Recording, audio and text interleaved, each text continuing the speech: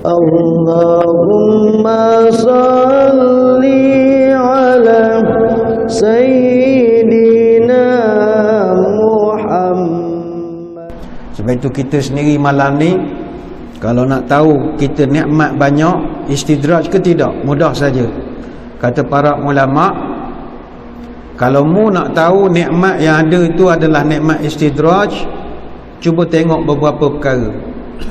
Pertama, segala rezeki, kekayaan, pangkat, jawatan, kemudahan untuk ibadah, semuanya digunakan untuk kita halang orang lain daripada masuk ke jalan Allah. Itu tanda istidraj. Kita ada pangkat, kuasa, kedudukan, kita gunakan tanda tangan kita untuk menghalang orang nak mendekatkan diri pada Allah. Maka kita punya kekuasaan itu adalah istidraj. Innal ladzina kafaru yunfiquna amwalahum liyasudduna an sabilillah. Sesungguhnya orang-orang kafir menafkahkan harta mereka untuk menghalang orang daripada ikut jalan Allah. Jadi kalau kita ada kuasa hari ini, kita jadi ketua pengarah, kita jadi setiausaha bahagian, jadi pengarah jabatan, semuanya Allah Ta'ala guna nikmat. Tapi kita gunakan tanda tangan kita untuk menghalang orang nak jihad jalan Allah, nak buat kebaikan di jalan Allah, menghalang orang daripada nak berjuang di jalan Allah. Maka kita nikmat kuasa, pangkat, kedudukan itu adalah istidraj, kata ulama. Itu yang pertama. Yang kedua, rezeki, kekayaan, pangkat, jawatan dan juga kehebatan kita ataupun ibadah kita adalah kita gunakan sebagai proses-proses nak menunjukkan bahawa kita ni hebat ataupun ada rasa takbur, sombong, riya, sum'ah. Itu juga tanda dia adalah istidraj. Yang ketiga, semakin bertambah kekayaan kita, semakin bertambah kesenangan duniawi, semakin bertambah pula maksiat dan kekufuran kita kepada Allah.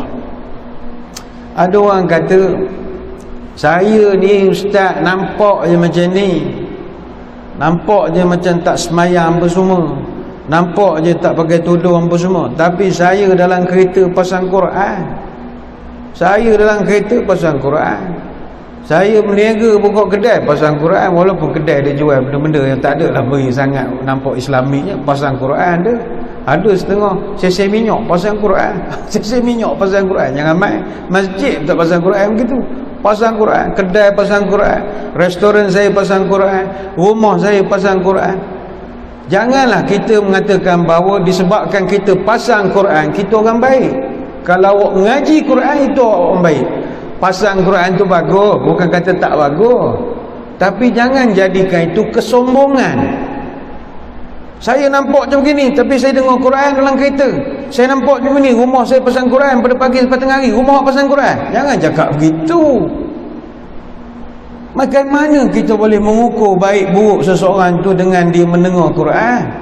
Dengar Quran itu bagus, tapi bila sombong mengatakan dia dengar Quran, oh itu tidak bagus. Untuk makluman tuan-tuan sekalian, musuh-musuh Nabi SAW, sebagai contoh Abu Jahal dan bagai-bagai lagi, walaupun mereka benci pada Nabi kita, mereka benci pada Islam, tapi mereka adalah golongan yang suka dengar Quran. Jangan main-main. Dalam sejarah ada 3 musuh Islam yang sangat suka kepada Quran. Pertama Abu Jahal, yang kedua Abu Sufyan, yang ketiga Al-Akhnas bin Shuraik. Akhnas bin Shuraik ni dia ketua Bani Zuhrah. Dalam riwayat disebutkan tiap-tiap malam mereka mencuri dengar bacaan Quran. Nabi di rumah dia di Mekah, Nabi baca Quran. Jadi 3 orang ini akan curi-curi dengar. Dia pergi sekodeng, duduk belakang dinding rumah Nabi, nak mendengar Nabi baca Quran. Mereka suka dengar Quran, tapi dia tetap Abu Jahal, dia suka dengar Quran. Tapi sedaknya 3 ni bila dia curi dengar, dia pergi sekodeng kat rumah Nabi. 3 ni tak tahu dia tengah masing-masing ada orang sekodeng sebelah dia juga. Abu Sufyan bila dicuri dengar, dia tak sangka depan dia ada Abu Jahal. Abu Jahal pula tak sangka depan dia ada Abu Sufyan. Abu Sufyan pula tak tahu pula penjuru belah sana ada Al-Akhnas bin Syuraik. Dari segi Quran, dia sangat suka dengar Quran. Sekali lagi jangan pula tuan-tuan salah faham. Oh, tak payahlah dengar beri ustaz tak, biar kurang mujahid je kita. Bukan begitu. Jangan ke situ pula directionnya. Nak ngabarnya, jangan sombong. Jangan sombong. Hatta kita ibadah pun biasa-biasa saja. Jangan merendahkan orang. Awak gini-gini, awak ada dengar Quran di rumah? Janganlah gitu. Molek dah ibadah tu. Tapi kerana sombong, rosak.